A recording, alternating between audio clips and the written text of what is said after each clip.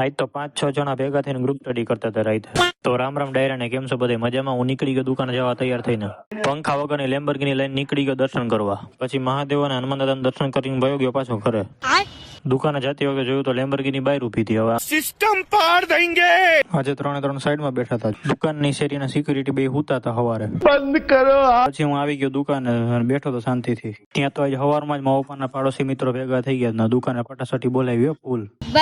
પછી જમવા ટાણે વયો ગયો હું ઘરે. શેરીમાં જોયું તો કોઈ હતું જ નહીં, કારણ કે ક્યાંથી હોય બધા તો હોઈ ગયા હતા.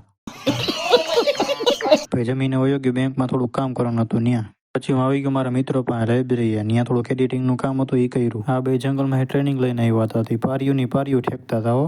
તેજસ્વી લોક હે અમારે પાસ. પછી કરી લીધો થોડોક નાસ્તો. પછી હું આવ્યો દુકાને. ત્યાં તો તારક મહેતા હાલતું હતું, જોયું થોડીક વાર. પછી વયો ગયો હું ઘરે.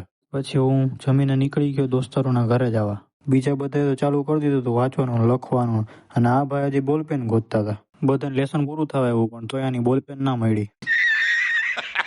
તો મિત્રો મળીએ નવા બ્લોગમાં. ત્યાં સુધી બધા લાઈક, કોમેન્ટ, શેર, ફોલો કરી દેજો.